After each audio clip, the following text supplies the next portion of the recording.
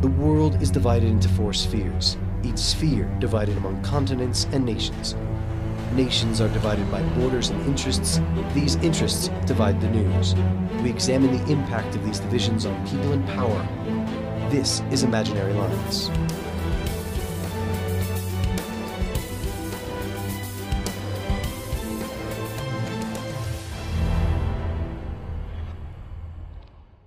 Welcome to the program. I'm your host, Michael Fox. The U.S. state of California is in the midst of its worst drought in 1,200 years. The snowpack in the Sierra Nevada mountains is at a record low, and already more than a dozen towns in the Central Valley are at risk of drying out. I speak with Mateo Nube, co-founder of the Movement Generation Justice and Ecology Project based in Oakland, California, about the drought, the effect on local communities, and the politics behind the government response. But first, let's take a look at media in Latin America.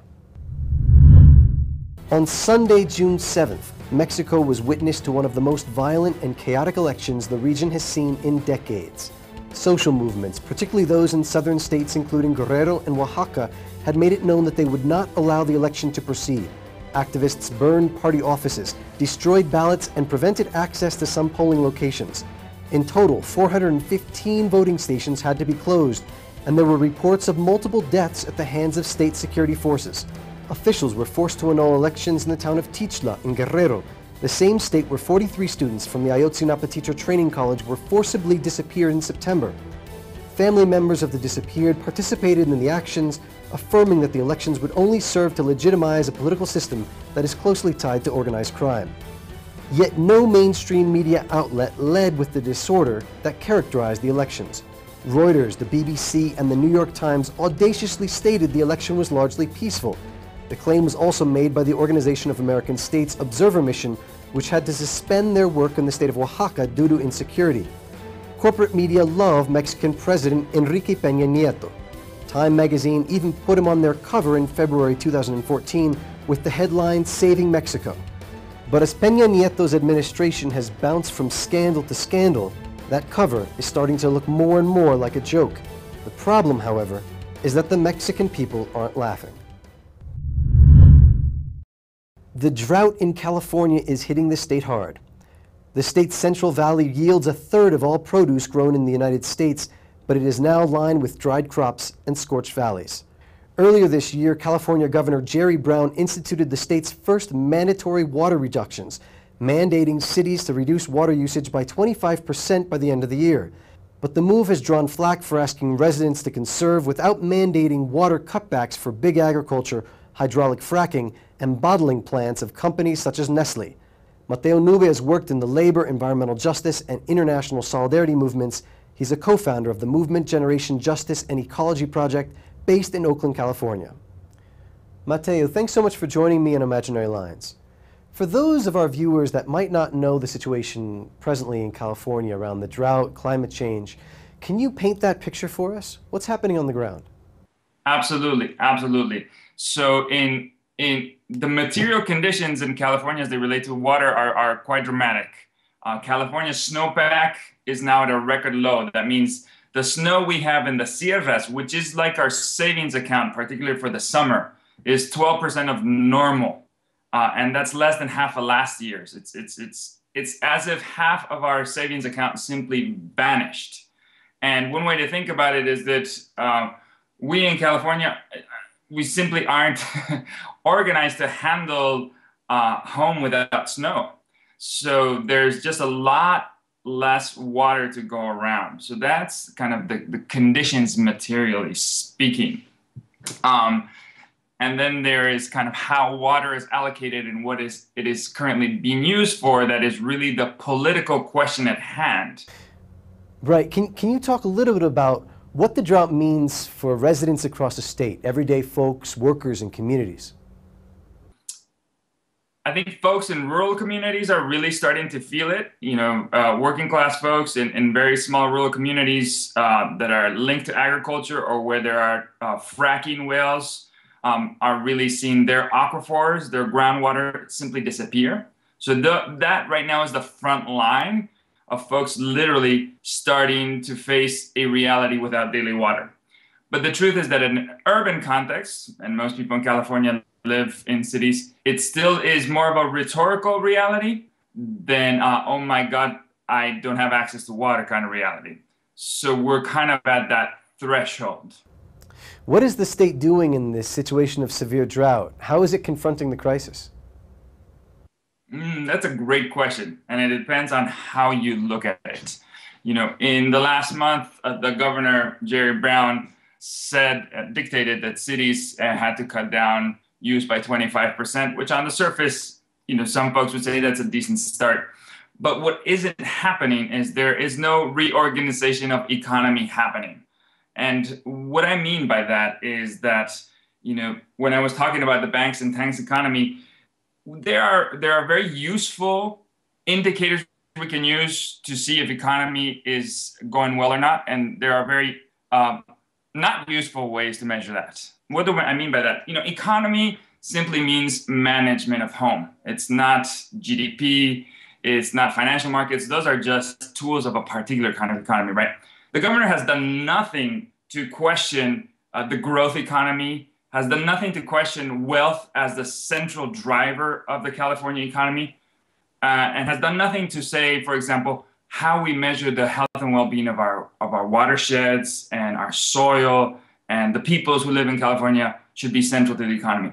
Why am I saying all of that? Because we're still seeing humongous developments happening for mega rich folks to live with golf courses and big swimming pools. That isn't stopping in California or across the Southwest. And for example, the biggest consumer of water in California is alfalfa. Alfalfa is the superfood for cows. It takes something like 750 gallons of water to produce 1 gallon of milk. A lot of the alfalfa being grown in California is actually going to feed cows in China due to the growth of the red meat diet in China.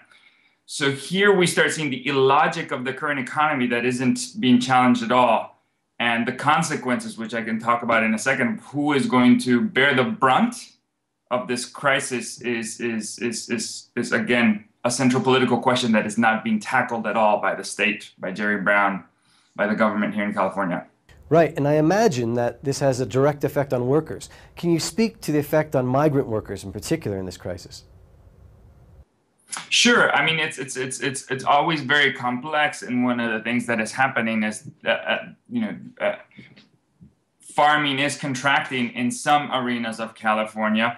Really, what is happening is the percentage of land that is being tilled is decreasing, and yet farmers are moving more and more into luxury commodity crops that are highly profitable, like almonds, like the alfalfa that I mentioned before. And the truth is that even though water prices are going up for farmers, the cost of water for big farmers in California relative, say, to labor is minimal. And yet the cost is being placed on the back of workers. And so that's happening for farm workers. Farm workers are struggling with owners suddenly saying, bosses saying, we're going to have to pay you less. And it's actually having a ripple effect in different sectors, say in the hospitality industry, hotel workers, people who use hotels are seeing these little signs that say, hey, we're a green hotel. Throw your towel on the ground only if you want it washed. If not, we won't wash it for 2-3 days. And it's being presented as like, hey, we're water friendly. But really what they're trying to do is cut labor costs and trying to hire less folks and trying to make folks who work in hotels clean more rooms per day. And that's kind of, again, the interesting way that the economy is responding to this is not by really trying to figure out how do we reorganize the economy to take care of our watersheds and the people who live in it, but it's still all orienting towards wealth and profit and accumulation. Let's talk about water usage and water ownership. Who owns water and for what means? There's a couple of different questions, big questions that we're needing to wrestle with. And one is this conception of water as private property versus water as part of the commons. Clearly, we're in a situation where there's a lot less water to go around. And, to borrow a phrase in Spanish that is very useful, like, we need to be prioritizing el bien común. the common good. We need to figure out, okay, there's a lot less water. What is the most effective, efficient way of using water such that we keep on regenerating the water over time, the 7 generations concept, that we use it in a way that feeds our soils in a way that replenish rather than diminish, and that are distributed in an equitable way so that all folks who need water receive it to meet true needs. And that kind of the concept of excess be removed from the equation. So one of the things that we have to figure out, not only in California, but all over the world, is how do we remove the concept of private and privatization from not only water management, but water ownership. And that's what we would say needs to be on the table. And what that ultimately should lead to is to folks living in place in an equitable way, determining what is the responsible way to use and distribute water. And that's not currently happening. So it's pretty evident that change doesn't come without a social movement. Can you paint a picture for us right now about what this looks like on the ground in California? That's a great question. I think you're getting to the thrust of the political reality that we're not going to get to an equitable management and distribution of water without a political fight. We are at a place where at Movement Generation, we sometimes refer to it as resilience-based organizing, where communities are faced with the necessary challenge of deploying our own labor to meet our own needs. Folks who live in place are actually the folks who have a best capacity to read what is the best way to engage with my watershed and my food shed and my energy shed, and what's the most democratic way for us to decide how to manage home, how to relate to place so that our needs are met in a dignified way, and such management happens so that we and our kids and our grandkids will actually have a dignified future, even in knowing that, or particularly knowing that difficult times are ahead. Because we know that the Nestles and the Bechtels and the Halliburtons, they have absolutely no interest in safeguarding the water future of California.